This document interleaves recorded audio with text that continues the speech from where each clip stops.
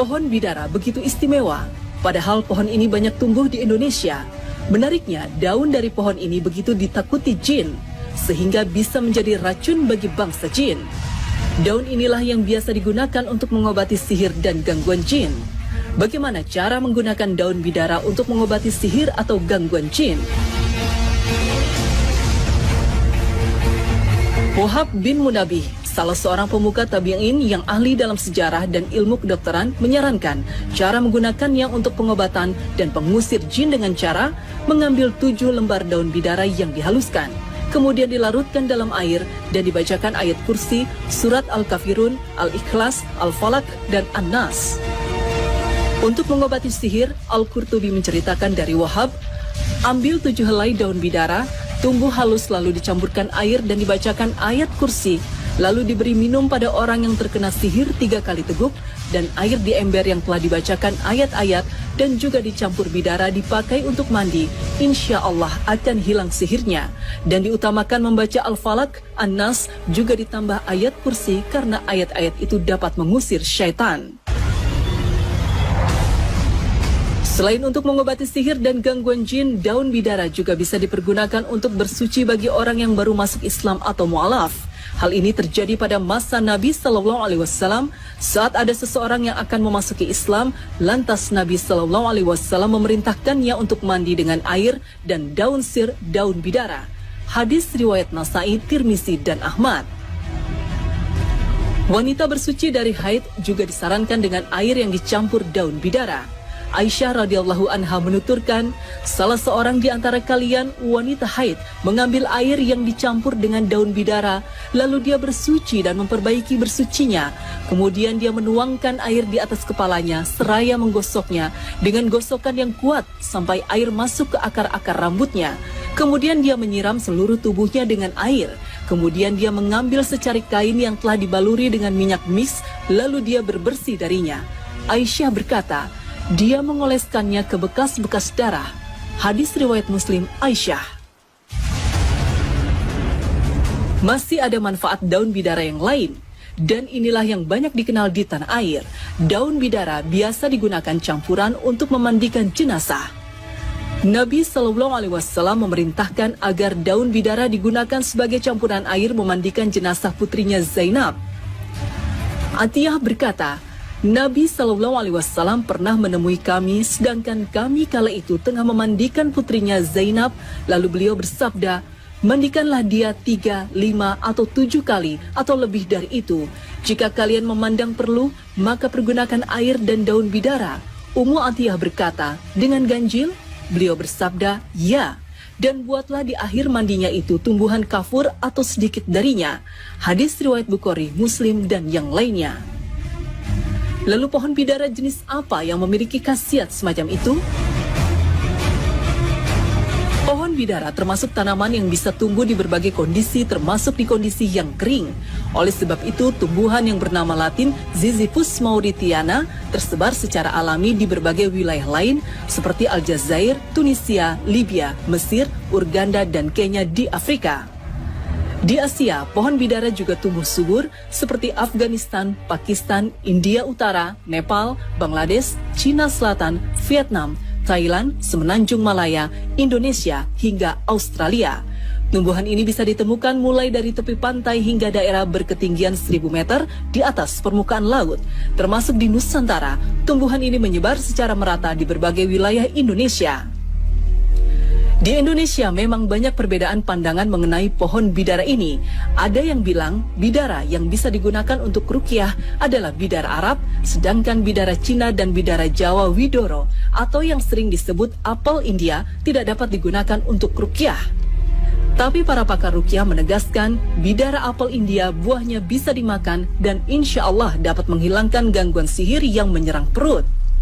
Perbedaan bidara Cina dan bidara apel India sama seperti perbedaan pisang Ambon dengan pisang jenis lainnya. Insya Allah kedua-duanya sama-sama dapat dipergunakan untuk mengusir jin.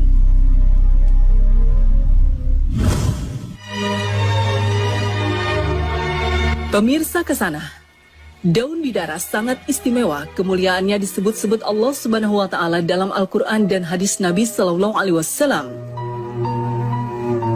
Dalam surat Saba ayat 16, Allah menceritakan sisa-sisa dari kejayaan negeri Saba. Tanah mereka yang dulu subur, makmur, dipenuhi oleh kebun-kebun di kiri dan kanannya. Kedua kebun tersebut sangat luas dan diapit oleh dua gunung di wilayah Ma'rib. Tanahnya pun sangat subur, menghasilkan berbagai macam buah dan sayuran. Ulama-ulama besar berkomentar, apabila ada seseorang masuk ke dalam kebun itu dengan membawa keranjang di atas kepalanya, maka ketika keluar keranjangnya akan penuh dengan buah-buahan tanpa harus memetiknya. Namun karena kekufuran mereka, maka Allah hancurkan negeri mereka dengan air bah yang memporak-porandakan negeri dan perkebunan mereka.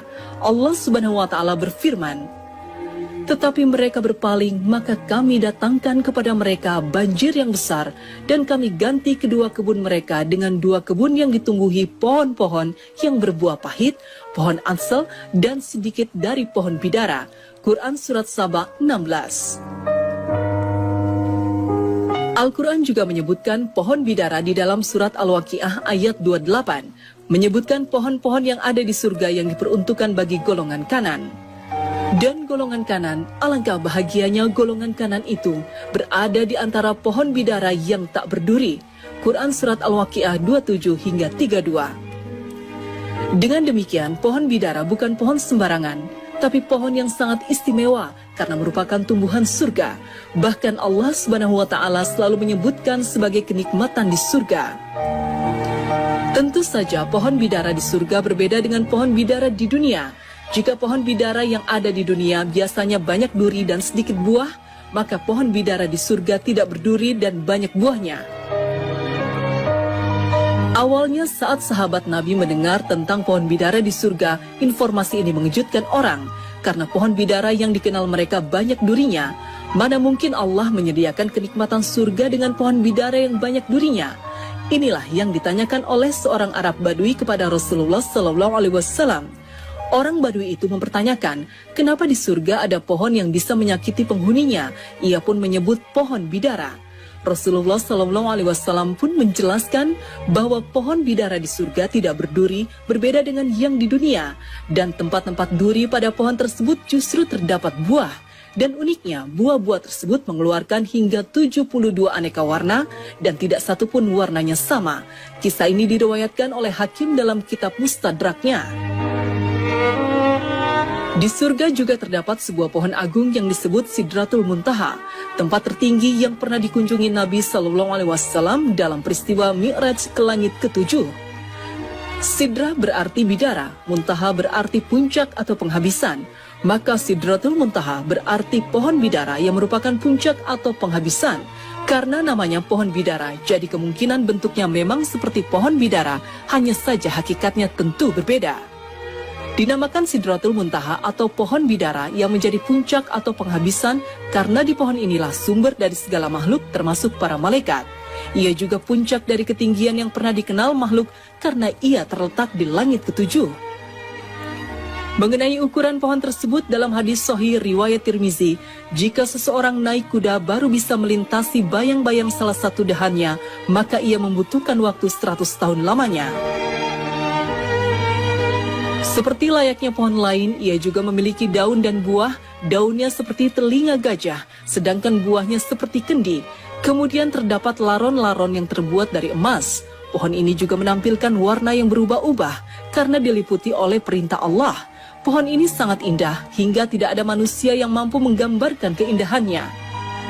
Di dekat pohon inilah Muhammad SAW telah melihat wujud asli dari malaikat Jibril yang memiliki sayap sebanyak 600 sayap. Dan sesungguhnya Muhammad telah melihat Jibril itu dalam rupanya yang asli pada waktu yang lain, yaitu di Sidratul Muntaha. Di dekatnya ada surga tempat tinggal. Quran Surat An-Najm 13-15. Dikatakan pula bahwa Muhammad telah melihat Allah yang berupa cahaya atau hanya tertutup dengan cahaya. Di Sidratul Muntaha ini, Nabi Muhammad SAW mendapatkan perintah sholat 5 waktu. Perintah melaksanakan sholat tersebut pada awalnya adalah 50 kali setiap harinya, akan tetapi karena pertimbangan dan saran Nabi Musa, serta permohonan Nabi Muhammad sendiri, serta kasih dan sayang Allah, jumlahnya menjadi hanya 5 kali saja dalam sehari.